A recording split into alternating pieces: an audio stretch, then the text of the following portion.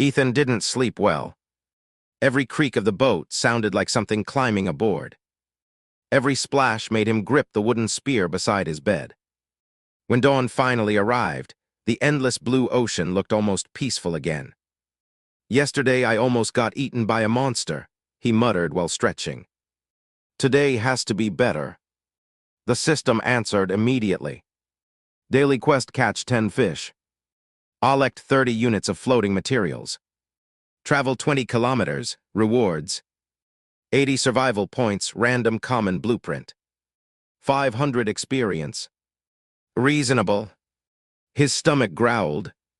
First breakfast. He cast his fishing line into the calm water.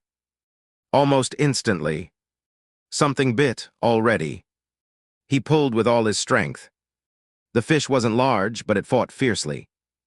After a short struggle, a silver fish landed on the deck. Common sea fish. Quality fresh. Food value low. Not exactly gourmet. Still, food was food. After cooking it over a small fire made from driftwood, Ethan finally had a warm meal. It tasted bland, but compared to starving, it was delicious. Hours passed peacefully. The upgraded boat sailed far more smoothly than the old one. Whenever floating debris drifted nearby, the quick salvage ability activated. Blue light flashed. Wood, rope, scrap metal, and even plastic containers disappeared into his inventory automatically.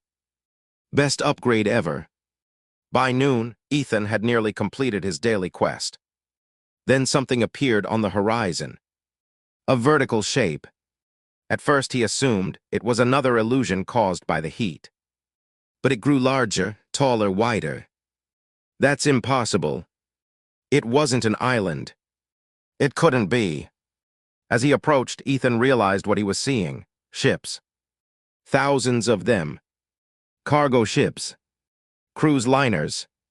Fishing vessels. Military destroyers. Luxury yachts. Oil tankers.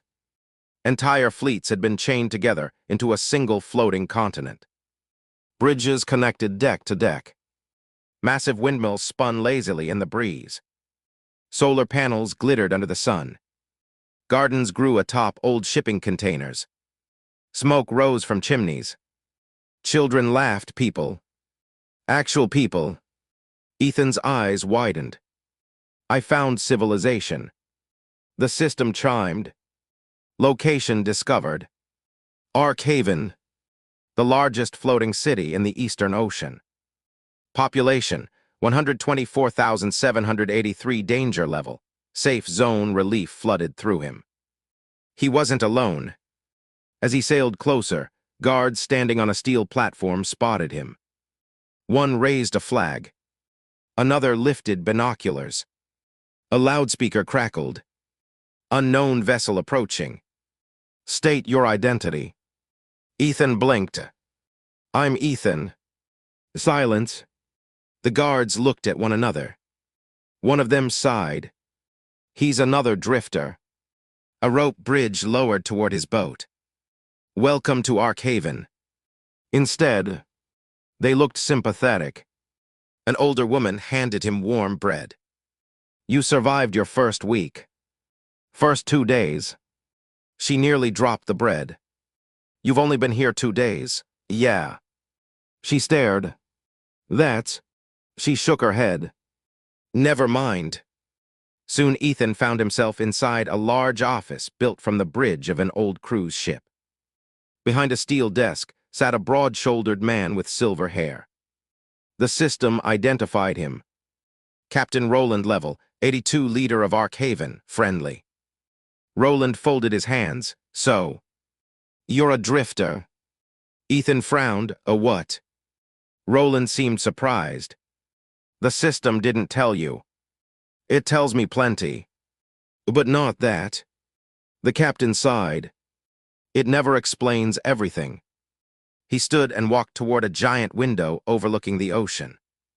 Every few years, someone appears. Always alone. Always on a tiny boat. No memory of how they arrived. And every single one possesses a system. Ethan slowly nodded. So there are others like me. There have been hundreds. Roland's expression darkened. Most are dead. Silence filled the room. The ocean doesn't forgive mistakes. Roland pointed toward a massive wall covered in maps, except there were no continents. Only circles. Thousands of circles. What are those? Safe zones. Roland replied. The ocean isn't empty. It contains territories. He pointed toward a red circle.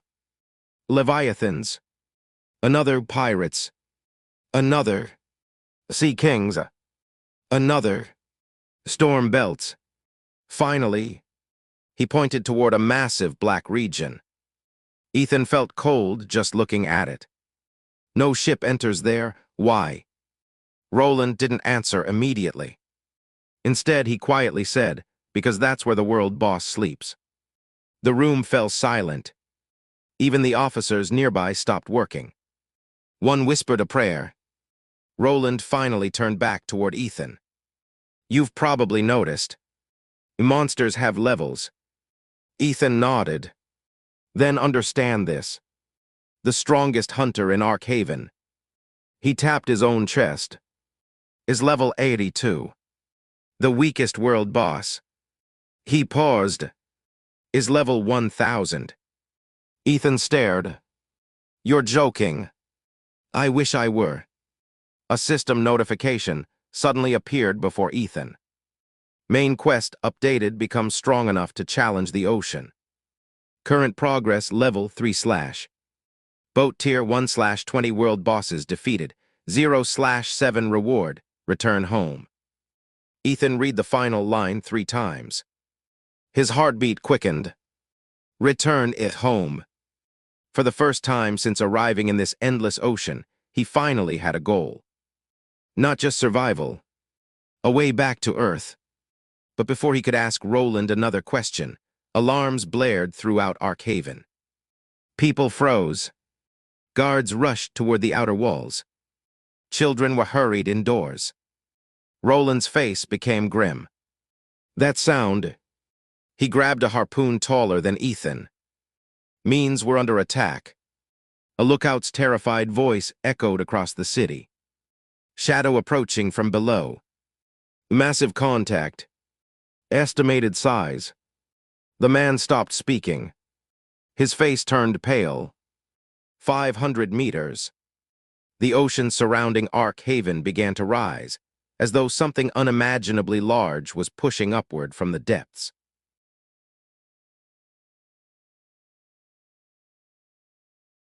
The ocean bulged upward. It wasn't a wave. It was something beneath the water. Something so enormous that the surface itself could no longer hide its shape. People across the floating city fell silent. One child whispered, "Is it?" "No," an old sailor answered, his voice trembling. "It's worse." The emergency sirens blared louder. Battle stations. Seal the lower docks. Everyone below level 30, evacuate to the inner districts. Thousands of people moved with practiced discipline. This wasn't the first time Arkhaven had been attacked. But the fear on every face told Ethan one thing. This attack was different. Captain Roland climbed onto the city's highest watchtower, a massive harpoon resting across his shoulders. Report. A scout lowered his telescope with shaking hands. The target is rising. Estimated length. 800 meters. A murmur spread through the defenders. Another scout shouted, "No. It's still getting larger." The system suddenly flashed in front of Ethan. Emergency Event City Defense. Arkhaven enemy identified Deep Sea Kraken Level 95 Classification Calamity Class Sea Beast Status. Enraged Objective Protect Arkhaven. Rewards scale based on contribution. Failure Arkhaven destroyed. Ethan frowned. Level 95. That was terrifying, but it wasn't a world boss. Roland had said the weakest world boss was level 1000. This monster was merely a calamity. The realization made Ethan's stomach twist. If this wasn't even among the strongest creatures in the ocean, just how terrifying was the rest of the world? A massive tentacle erupted from the sea. It slammed into one of the outer docks, crushing 3 connected fishing vessels like toys. Wood exploded into the air. Steel twisted like paper. People screamed, "Fire!" Hundreds of harpoons launched simultaneously. Each one was connected to thick chains powered by massive winches. They struck the kraken's tentacle with thunderous impacts. Most bounced off. Only a handful pierced its thick hide. The monster barely reacted. Another tentacle emerged. Then another. Then another. Within seconds, 12 gigantic tentacles surrounded Arkhaven. The floating city looked tiny beside them. Roland roared. Cut off the smaller limbs. Hunters leaped from ship rooftops using grappling hooks. Some wielded enchanted spears. Others carried oversized swords forged from monster bones. Their levels ranged from 40 to 80. They fought with incredible coordination. Even so, the kraken kept advancing. Ethan stood frozen. What am I supposed to do? His spear was barely stronger than a sharpened stick. Attacking would be suicide. The system answered. Hidden quests support the defenders. Options: rescue civilians. Repair damaged structures. Supply materials. Distract weaker sea monsters. Every contribution matters. I can do that. Instead of charging toward the kraken, Ethan ran toward the damaged docks. Several sailors were trapped beneath collapsed beams. He dropped his spear and began lifting debris. Pull. Together with 2 workers, he freed an injured hunter. Another notification appeared. Contribution +10, he hurried to another section. A water pump had been destroyed.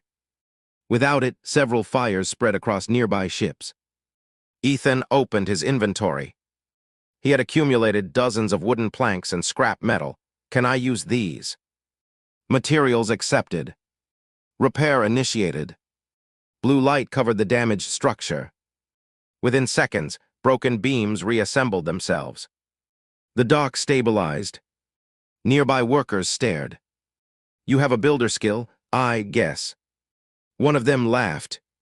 We've been begging the system for another builder. Contribution +25. Hours seemed to pass in minutes. Ethan repaired barricades. Delivered supplies. Rescued children. Even crafted emergency spears for militia members. Each action earned contribution points. Meanwhile, the city's elite continued battling the kraken. Then everything changed. The kraken roared. Its massive eye turned toward Ethan. For some reason, the monster ignored dozens of higher-level hunters. It focused entirely on him. The system flashed crimson. Warning: host has attracted enemy hostility. Reason: unique skill detected. Unique skill. Before Ethan could ask another question, the kraken's largest tentacle struck. The dock beneath him shattered. Ethan was thrown into the ocean. The cold water stole his breath. No. His boat. He looked around frantically. The tiny Tier 1 vessel drifted only a few meters away. He swam toward it with everything he had. Behind him, a shadow descended. The kraken's tentacle reached into the water like a giant serpent. It would catch him within seconds. Then, a new voice echoed inside his mind. The same voice he had heard beneath the glowing sea. Little survivor, you are not ready, so borrow my strength. A brilliant blue light erupted beneath Ethan. The entire ocean glowed.